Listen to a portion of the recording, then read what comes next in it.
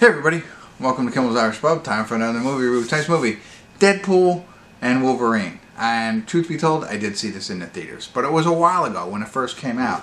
I'm finally getting to see it home at Kimmel's Irish Pub to give my opinion and share it with all of you.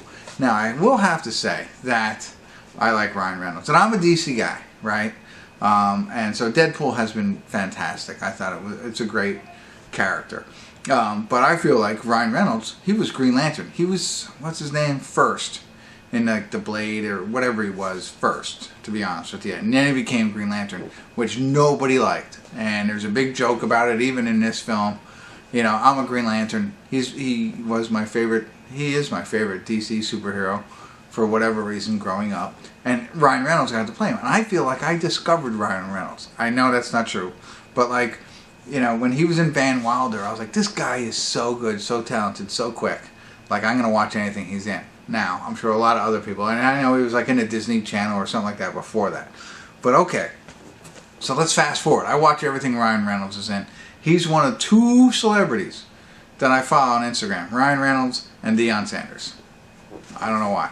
But it used to be Magic Mike. I don't follow him in it. Channing Tatum, but whatever.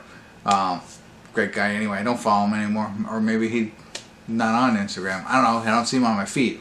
But Ryan Reynolds, back to him, and then circle back. There was a movie called Accepted, with Jonah Hill was in it, and what's the other guy's name? I don't know. You know the guy. He's Jeepers Creepers guy. Good guy. I like him. He's funny. But Blake Lively was in that, and she was in Gossip Girl, I think before that, but she was in that one, and I liked her in that. Like, I never watched Gossip Girl, surprisingly, but I liked her in that. And then, wouldn't you know, on the set of Green Lantern, meet Ryan Reynolds and Blake Lively, and now they're married today. And I don't know, big history for me on this movie. And well, you know, if we want to, we could talk about The Greatest Showman and what Hugh Jackman means to to my love of what he did. I think that movie's great too. That's another great movie my daughter and I usually like to watch. And it has my other favorite guy in it. But we won't go down that rabbit hole. Let's get into this movie, and I'll give you a second perspective, but somewhat fresh, on what I think of this movie. Stick around. I'll be back.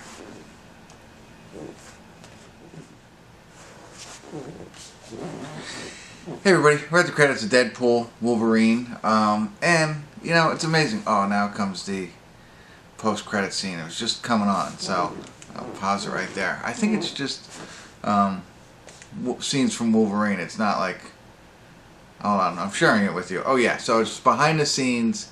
Ooh, I shouldn't tell you. If you haven't seen it, never mind. I'll get that at the end, and I'll tell you what this is about. Wow, but it's pretty cool. Okay, so, and I did see it in the movies. Where was I at? I'm sorry. So I won't take too long, because this is, I mean, I'm sure everybody's seen it by now who's interested in this. Is not like anything new from me, but it's amazing to me how well they can do this. Right? We see movies all the time. Sequels never as good, and we can always argue over Godfather 2, over The Godfather, Empire Strikes Back, over Star Wars. And there's a lot of movies out there that the sequels were good, and you know, Star Wars is just phenomenal. But you know, not a lot of them can outdo or be similar to the first one. And you know, the shock and awe of the first Deadpool, I think, will always, you know, hold a special part in all of our hearts, a special space. But you know, I don't even remember the second one that well. I do now. I do. Now I think about it. And they brought in X-Force or whatever. The third one, I think, you know, what a great job. You know, it's as much fun as the first one. It doesn't have that, you know what you're getting this time, but still, in order, even with all that said, you know what you're getting. It was still outstanding. Does a great job. You know, and some of the things that I just love for it is like breaking that fourth wall. And a lot of different movies, they do that, which is fun. And he's done that from the beginning. And he does that in a lot of his movies.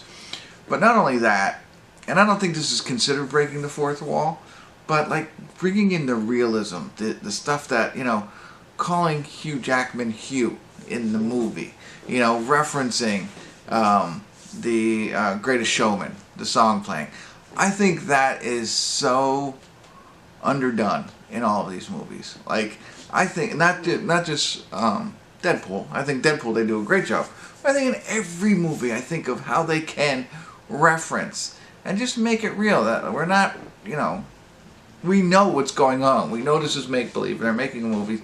And I just think, you know, I watched My Old Ass, right, with the girl from Nashville. And it would have been great if she would have been like, you know, I don't know, maybe I'll just move to Nashville. Like, that would have been funny to me. And maybe it's not for everybody, and maybe it's, you know, people don't want to, other writers and producers and directors don't want to reference other movies that aren't their own. I get that. But I just think that is great, how they did that in this, and they reference other movies, they make fun of Fox, Disney, whatever else, you know what I mean? Like, that was an ongoing thing, and I'm surprised they're able to get away with that. But, and all of the jokes are just, you know, were fantastic. Bringing in, if you haven't seen it, I apologize. Bringing in other superheroes into this, I think was great. Loved that aspect of it, and I'm going to say it. Spoiler alert, spoiler alert, spoiler alert. If you haven't seen it, if you haven't seen the final thing, I have to talk a little bit more. But bringing in these old superheroes, you know, Elektra and Blade and Gambit and Johnny Flame. Of course, that was phenomenal. Everybody loved that. I loved that. I thought he was fantastic in the Fantastic Four. I didn't mean to say that like that, but that was just amazing. That's just the powers of movie reviews just hitting me there. I thought he was great when, like that. If you've seen it, you know what I mean. And I liked him then. And so it's funny how people play multiple superheroes. But now the post-credit scenes are like the behind the scenes of those movies. Right now I paused it on Elektra doing a behind the scenes type, like, I don't know, move kind of thing. Jennifer Garner.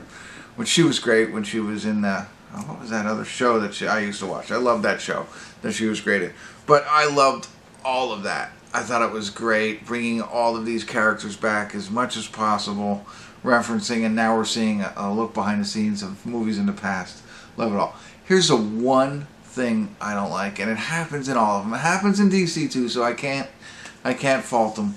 I can't, you know, take sides on it. It's this whole time jumping thing, the multiple Earths and the you know, multiverse, and they do talk about it like it's over the multiverse. It's way too much for me. I just, you know, I don't like that. And I get it. It helps bring characters back. It helps put in different plot lines. I get all that. But I don't know. I just, that Loki was a show that kind of did that too. I didn't watch season 2. I don't think. I didn't watch the most recent season, if that's season 2 or not. But that kind of stuff just drives me nuts. You know, like, they're all from different Earths and they're doing different things, and I don't even know. Like, he was applying for Avengers on one Earth, and then he was a car salesman on another Earth. I thought he was all on the same Earth in different timelines. I don't know. That stuff I don't like. That just, I don't mind the Void.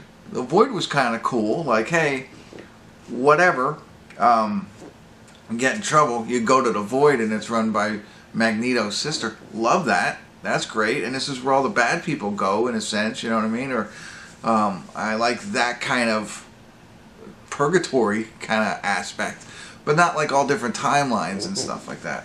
It just, I don't know. I just don't like that. So there you go. That's my one gripe of this whole movie. I think they did a fantastic job. It's amazing to see what they can continue to do in these writers and continue. Like, I think I could sometimes add a little bit here and there, but no way could I write a third Deadpool and make it like this. I couldn't even write the opening scene. But there you go. Very good. I know I missed a boat on an early review on this, but if you stuck around and you watched my review of it, yeah, hopefully you've seen it by now. If not, check it out. If you saw any of them, if you like Ryan Reynolds, if you like superheroes, check this out. Alright, thanks for tuning in. I think I already rated it an 8 or a 9. It's got to be up there, right? The time shift thing aside, still a great movie. Alright, that's it. Thanks for tuning in. Kimmel's Irish Pub.